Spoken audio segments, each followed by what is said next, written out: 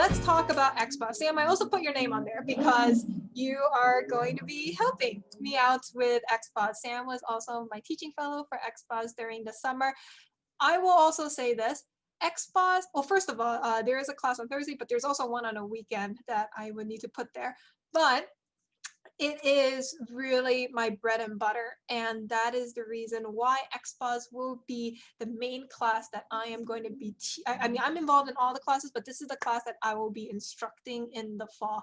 And it is really, again, near and dear because it goes over what an academic paper is and what the science is behind it. All right, this is basically what I want you guys to be able to do. Rather than say, hey mom, like I'm writing an essay about the Civil War. It's like, okay, this is what I want you to say. Hi mom, I'm writing about who actually won the Civil War. As it turns out, nearly 2% of the population on both the Union and Confederate sides died on the battlefield, with many more thousands from diseases. I am actually proposing that it was the northern businessmen who won the Civil War as corporations merged together to meet the high demands for war supplies. You can see this with the rise of monopolies in the meatpacking, steel, and oil industries. All right, that is a much more in-depth and frankly an outstanding thesis statement, which we'll be talking about in a little bit. But that is Expos, and the curriculum is quite interesting in that there are two different parts. The first is how to read. Many of you actually, especially for those of you who've been through our intro open houses, this is the same lesson, how to read, with a twist, all right? Because we're also going to be looking at an expository essay. We're going to learn how to write a thesis. We're going to look at the science of a thesis statement. We're going to talk about the intro. We're going to go through all the steps for the introduction. We're going to look at how to write a compare and contrast essay. So that will be actually the main expository essay for Expos 100. It's a very in-depth compare and contrast piece, all right? We're going to learn how to embed evidence. Basically, if you're going to read primary text, you're going to read secondary text, you're going to have to use that evidence, all right? How are we going to embed them? We can't just drop it as a bullet point, all right? And then we're going to talk about the conclusion. That is actually going to be the bulk, the B-U-L-K, bulk of Expos 100. Every single lesson basically touches on each one of these pieces. Another thing that I will say right now, this is for students love to hear this. Parents, I do want to let you know, there is no homework in Expos. Well, there shouldn't be homework. Like, you will need to complete it. So if you can't complete it in class, you will have to take it for homework. But the reason why there is no homework in Expos is because this is for high schoolers. And I know high schoolers are very, very busy. I know that, all right? So instead, the homework will actually be done in class. That's why Expos is 2 hours long. Our other classes, our grammar classes, is 1 hour long. Our intro class, or 90 Expos, is 2 hours because you will be writing in class. I know if you don't do it with us, you probably won't do the homework outside, but it's really, really important to get the knowledge down in high school, all right? So that is the reason why it's 2 hours per week. Now, part 2 is an independent project. Basically, I want you to be academically curious about the world. Maybe it's a paper that you're doing for school. Maybe it's just anything that you're really just interested in. You give us the topic, you write a proposal, we will put together the primary and secondary sources. And by we, I mean Sam. Thank you. You will be doing that. You did such a great job of that over the summer. It was awesome. So for example, I mean, I will give a couple examples about it later, but we have a lot of people, for example, who are really interested in golf. And oh God, Sam, what was that independent project with the golf? Was the golf clubs? Oh yeah, the history of the of golf clubs basically, and how it's changed golf. Yeah. Yeah, it was Really cool. It was really, really cool. And there were primary, secondary sources about it. And of course, you have to write the essay itself. All right, so that is the curriculum for Expos.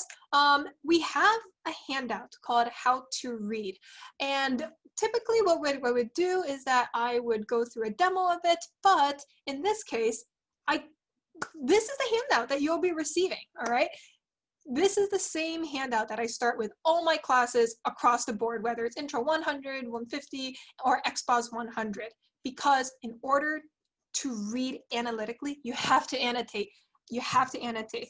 For high schoolers who are going to take standardized tests, you have to annotate. That will be the first tip that they give you, all right? So take this quote below from Edgar Allan Poe. Marking a book is literally an experience of your differences or agreements with the author. It is the highest respect you can pay him. Students will be given a handout similar to this every single week with the blanks, all right? And then as we're going through the class, they will fill out the blanks. So why is it important to annotate text? Well, because writing equals active thinking, all right? In that case, the student will write it down in the box, and we will also tell you how should you be annotating text. You should underline, you should write, you should circle key phrases, use numbers in the margins, and we'll look at a couple examples in a bit. But this is a handout that a student would typically receive. So let's take a look at an example from the MLK I Have a Dream speech, all right? This is a very, very famous speech. We all know it. I am happy to join with you today in what will go down in history as the greatest demonstration of freedom in the history of our nation, right? So a question that I always get is, well, okay, we know we have to annotate. Great. How much should I be annotating? And this is always my answer. Take a screenshot of this, all right? Then print it out, put it on a wall, annotate whatever you have to read, put it next to it, and ask yourself, is it more, less, or the same as what Jane annotated here in the I Have a Dream speech? And that is the answer. That is how much you need to be engaging with the text, all right? Hold on a second, let me just get the brightness up a bit. It's a bit. All right. Let's take a look at it, all right? I have a dream 50 years ago, a great American in whose symbolic shadow we stand today signed the Emancipation Proclamation. So 50, what's a score? Well, if you look in annotations, it's 20 years, okay? So what's 50 then? 5 by 20, well, that's 100 years. So why doesn't MLK just say a century ago, 100 years ago? Why does he say 50? And the reason is because he's actually echoing Lincoln's Gettysburg Address, all right? It is Lincoln who is the great American in whose symbolic shadow we stand today, who signed the Emancipation Proclamation, okay? SSS, that is a form of alliteration, all right, and it echoes the Gettysburg Address, which is 80 years ago. And if you keep reading, right, seared in the flames of withering injustice, like that is an incredibly vivid image. That I underlined, I wrote vivid, all right? Or let's take a look at the next paragraph. 100 years later, 100 years later, 100 years later, lives on a lonely island of poverty in the midst of a vast ocean of material prosperity. If you've got lonely island, vast ocean, poverty, prosperity, what figure of speech is that? It's juxtaposition, and you can tell because I wrote it in my annotations, all right? Annotations are important. I want you to pick things up. Annotations for an Expos student should not be the same as the annotations for an intro student. An intro student, I mean, it's going to be hard for them to pick up certain historical facts. I want you guys to be able to do that. I want you guys to be able to engage with students on a much deeper level, okay? So, and this is basically where I kind of like geek out and tell you history facts that you don't need to know, but I think is really cool. All right. So I have a dream. The most famous part of I Have a Dream speech is when he says, I have a dream that one day this nation will rise up and live out the true meaning of its creed. We hold these truths to be self-evident that all men are created equal. I have a dream that my 4 little children will one day live in a nation where they will not be judged by the color of their skin, but by the content of their character. I have a dream today. All right. Really powerful. And then I'm going to ask the question, what was MLK's job? Like actual job and how he gets paid, because civil rights leaders don't quite get paid. He was a preacher, right? He was a minister, and you can hear that quality in the I have a dream, I have a dream, I have a dream, all right? There's a very gospel-like influence And the reason is because the most famous part of the I Have a Dream speech is actually unscripted. This is all improv. Everything under the dotted line is improv. All right, he made it up on the spot. And that's one of the reasons why it's so powerful. You can hear the gospel influence here, okay? And you can see in my annotations, you know, I would circle something and say, well, is that dream achieved? This is a really salient topic, especially today, all right? Salient. If somebody could type in the chat for me, that would be great. S-A-L-I-E-N-T, salient. We also do vocabulary building. It's really important to build your vocabulary. It's really, really important. It's important for 8-year-olds, 9-year-olds, and all of you guys in Expos, all right? We will be doing vocabulary building. So